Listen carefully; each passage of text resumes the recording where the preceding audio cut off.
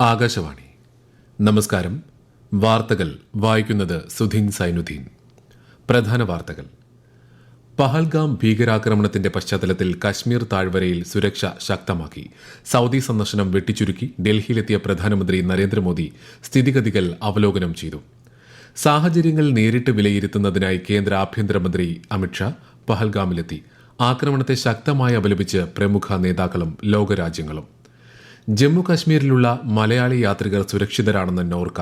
ഭീകരാക്രമണത്തിൽ കൊല്ലപ്പെട്ട എറണാകുളം സ്വദേശി രാമചന്ദ്രന്റെ ഭൌതികദേഹം വൈകുന്നേരത്തോടെ വീട്ടിലെത്തിക്കും. വിനോദസഞ്ചാരികളെ മടക്കിയെത്തിക്കുന്നതിനായി ശ്രീനഗറിൽ നിന്ന് കൂടുതൽ വിമാന സർവീസുകൾ ആരംഭിക്കാനൊരുങ്ങി കേന്ദ്ര വ്യോമയാന മന്ത്രാലയം. 1 മുതൽ 9 വരെ ക്ലാസുകളിലേക്കുള്ള പരിഷ്കരിച്ച പാഠപുസ്തകങ്ങളുടെ വിതരണത്തിന് സംസ്ഥാനത്ത് തുടക്കമായി. IPL ക്രിക്കറ്റിൽ ഇന്ന് സൺറൈസേഴ്സ് ഹൈദരാബാദ് മുംബൈ ഇന്ത്യൻസിനെ നേരിടും. വാർത്തകൾ വിശദമായി. പഹൽഗാം ഭീകരാക്രമണത്തിന്റെ പശ്ചാത്തലത്തിൽ കശ്മീർ താഴ്വരയിൽ സുരക്ഷ അതിശക്തമാക്കി. ബൈസരനിൽ വിനോദസഞ്ചാരികൾക്ക് നേരെ ഇന്നലെ വൈകുന്നേരം ഭീകരർ വെടിയുതിർക്കുകയായിരുന്നു. ആക്രമണത്തിൽ നിരവധി പേർക്ക് ജീവൻ നഷ്ടമാവുകയും ഒട്ടേറെ പേർക്ക് പരിക്കേൽക്കുകയും ചെയ്തു. ശ്രീനഗറിൽ നിന്ന് ഏകദേശം 85 കിലോമീറ്റർ അകലെയാണ് ആക്രമണം നടന്നത്. മൃതദേഹങ്ങൾ ശ്രീനഗറിൽ നിന്നും പ്രത്യേക വിമാനത്തിൽ സ്വദേശങ്ങളിലേക്ക് കൊണ്ടുപോകുന്നതിനുള്ള നടപടികൾ പുരോഗമിക്കുകയാണ്. ഭീകരരെ കണ്ടെത്താൻ സുരക്ഷാ സേന തെരച്ചിൽ ശക്തമാക്കി. കർശന സുരക്ഷ ഉറപ്പുവരുത്തുന്നതിന്റെ ഭാഗമായി വിനോദസഞ്ചാര കേന്ദ്രങ്ങളിലും പ്രധാന സ്ഥലങ്ങളിലും ദ്രുത പ്രതികരണ സംഘങ്ങളെ വിന്യസിച്ചിട്ടുണ്ട്. പഹൽഗാമിലും അനന്ത്നാഗിലും കുൽഗാമിലും മറ്റ് ദക്ഷിണ കശ്മീർ ജില്ലകളിലും സുരക്ഷ കർശനമാക്കിയിരിക്കുകയാണ്.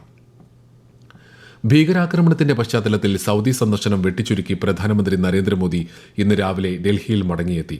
വിദേശകാര്യമന്ത്രി എസ് ജയശങ്കർ, ദേശീയ സുരക്ഷാ ഉപദേഷ്ടാവ് അജിത് ഡോവൽ, വിദേശകാര്യ സെക്രട്ടറി വിക്രം മിശ്രി എന്നിവരെ ഡൽഹി വിമാനത്താവളത്തിൽ നേരിൽ കണ്ട് അദ്ദേഹം സ്ഥിതിഗതികൾ വിലയിരുത്തി.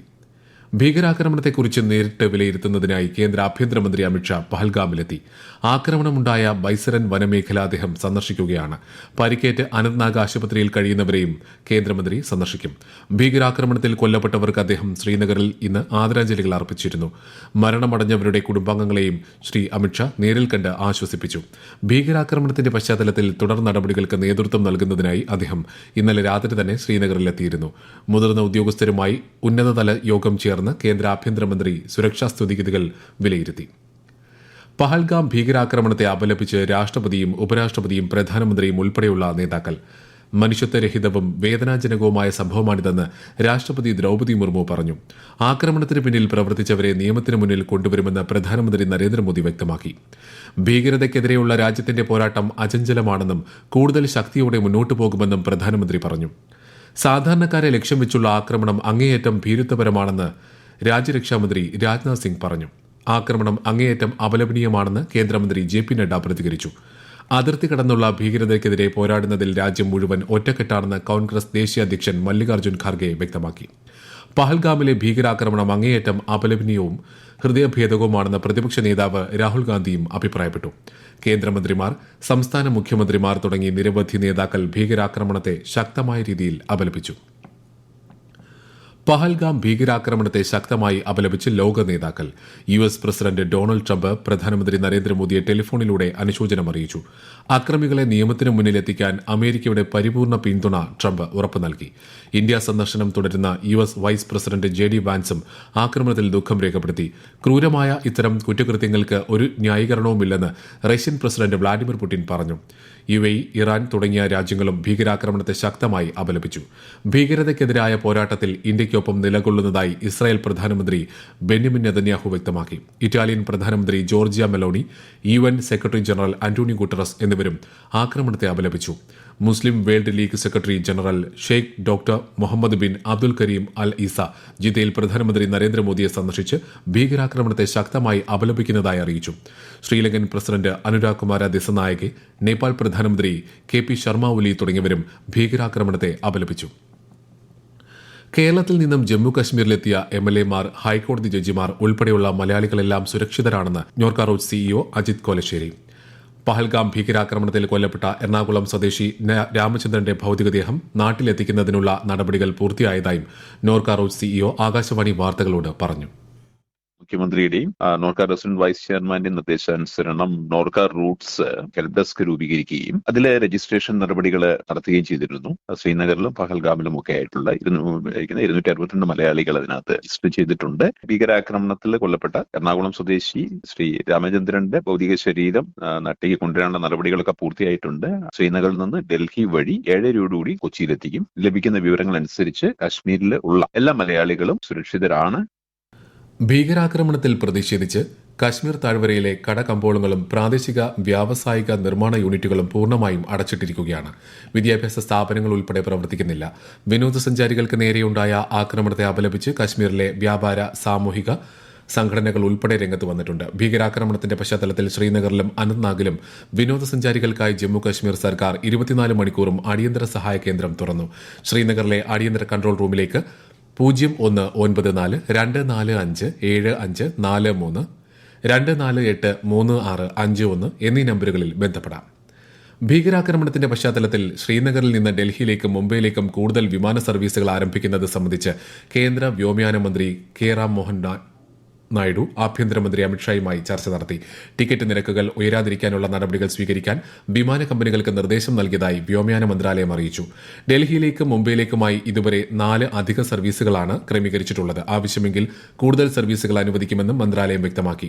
നിലവിലുള്ള സാഹചര്യം കണക്കിലെടുത്ത് എയർ ഇന്ത്യയും ഇൻഡിഗോയും ഉൾപ്പെടെയുള്ള വിമാന കമ്പനികൾ ഇന്ന് ശ്രീനഗറിൽ നിന്ന് പ്രത്യേക വിമാന സർവീസുകൾ നടത്തുന്നുണ്ട്. കുടുങ്ങിക്കിടക്കുന്ന വിനോദസഞ്ചാരികളെ തിരികെ എത്തിക്കുന്നതിന് ശ്രീനഗറിൽ നിന്നുള്ള വിമാന സർവീസുകൾ വർദ്ധിപ്പിക്കാൻ DGCA വിമാന കമ്പനികൾക്ക് നിർദ്ദേശവും നൽകി.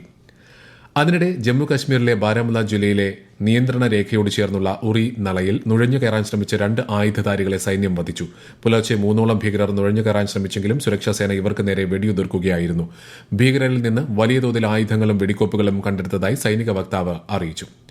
ഈ വാർത്തകൾ ആകാശവാണിയിൽ നിന്ന്. പ്രധാനമന്ത്രി നരേന്ദ്രമോദിയുടെ സൌദി സന്ദർശനത്തിൽ തന്ത്രപ്രധാന പങ്കാളിത്ത കൌൺസിലിന്റെ പ്രവർത്തനങ്ങൾ വിപുലീകരിക്കാൻ ധാരണയായതായി സൌദി അറേബ്യയിലെ ഇന്ത്യൻ അംബാസഡർ സുഹേൽ അജാസ് ഖാൻ. പ്രതിരോധ സഹകരണത്തിനും ടൂറിസം, സാംസ്കാരിക രംഗങ്ങളിലെ സഹകരണത്തിനുമായി പങ്കാളിത്ത കൌൺസിലിൽ 2 പുതിയ സമിതികൾ രൂപീകരിക്കാനും തീരുമാനിച്ചു.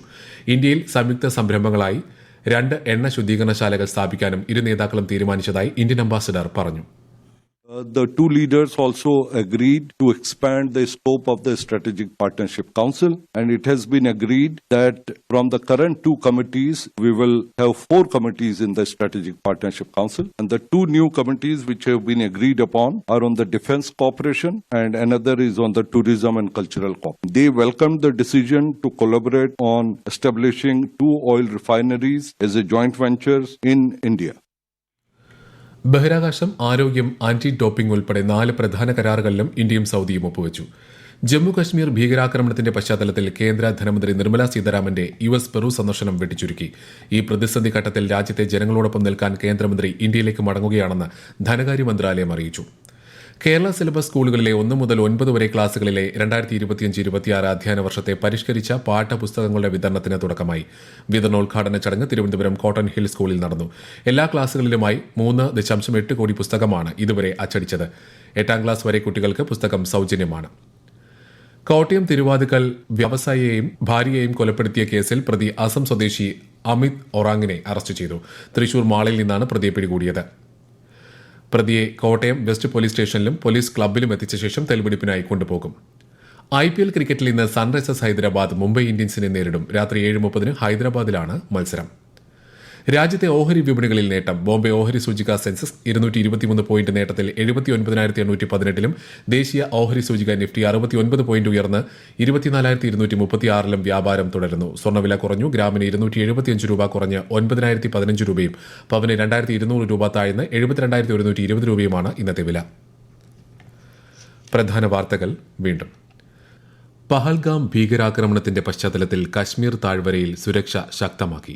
സൌദി സന്ദർശനം വെട്ടിച്ചുരുക്കി ഡൽഹിയിലെത്തിയ പ്രധാനമന്ത്രി നരേന്ദ്രമോദി സ്ഥിതിഗതികൾ അവലോകനം ചെയ്തു. സാഹചര്യങ്ങൾ നേരിട്ട് വിലയിരുത്തുന്നതിനായി കേന്ദ്ര ആഭ്യന്തരമന്ത്രി അമിത്ഷാ പഹൽഗാമിലെത്തി. ആക്രമണത്തെ ശക്തമായി അപലപിച്ച് പ്രമുഖ നേതാക്കളും ലോകരാജ്യങ്ങളും. ജമ്മു കശ്മീരിലുള്ള മലയാളി യാത്രികർ സുരക്ഷിതരാണെന്ന് നോർക്ക. ഭീകരാക്രമണത്തിൽ കൊല്ലപ്പെട്ട എറണാകുളം സ്വദേശി രാമചന്ദ്രന്റെ ഭൌതികദേഹം വൈകുന്നേരത്തോടെ വീട്ടിലെത്തിക്കും.